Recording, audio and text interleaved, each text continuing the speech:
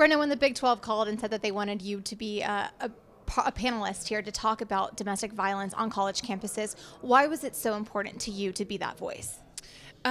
Because I think that survivor voices have to be heard. I think you can't have a panel discussion about sexual assault and domestic violence. You can't have a committee. You can't have any of those things without survivors. We have a perspective that is different from anyone else. And if you want to know how to help survivors, then ask a survivor. So I was honored to represent the survivor community and voice my opinion and my thoughts about these things.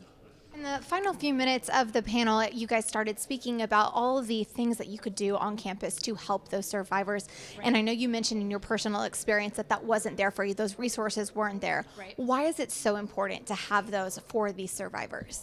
You know, I think the initial response is crucially important. I mean, the first point of interaction for a survivor could be it could be a school, it could be a friend, but that initial response from that person kind of guides where they're going to go in their process. So if I'm a survivor and I disclose to my friend what happened to me and she says, "I don't believe you," that sets the tone for that survivor. And things could go really badly. They may not report then because they don't think anyone else is going to believe them. They may end up, self-harming, there's suicide, there's drug addiction, there's alcohol addiction, there's so many things that can go wrong. So when we have survivors come forward, the initial response needs to be, "I believe you, I'm here for you, I want to help you, and how can I do that?" And if we could do that, then we could literally change the course of their life and the course of whatever they decide to do. They may decide to prosecute on campus or off campus. You've been such an advocate and a voice for making this stop happening on our college campuses. I know that you've spoken with the NCAA, you've gone and spoken to teams. What do you hope are the next few steps in getting rid of this problem? Yeah, so I think that education is one. I think we have to reframe our ideas. Like, we talked about alcohol and how it's not an excuse for any type of bad behavior.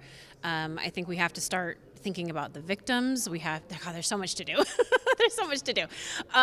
But we have to stop victim blaming. We have to start recognizing that this is a real issue and a problem. We have to get men engaged. We have to get the schools on board. There's a lot to do.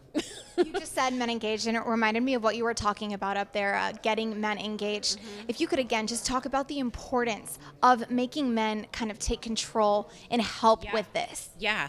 So can I just look at the men and talk to them? Men. Seriously, if women could stop sexual violence and domestic violence, we would have already done it. This would not be a conversation. I would not be here. This would not have happened to me. I need you, and we need you to align yourselves with us and help stop this problem. And it's not about whether you're a good man or a bad man, you're committing these crimes. I'm really talking to the good men. We need you involved, and that's how we're going to stop this. And to go things full circle one more time, talking about the survivors, what is your message to them right now?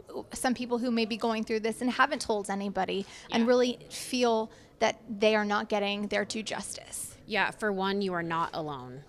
You are not alone. This is not your fault. There's absolutely nothing you did to bring this on. Nothing. And if you're saying to yourself, "Yeah, but," stop. Just stop it. It's not your fault. You didn't do anything wrong.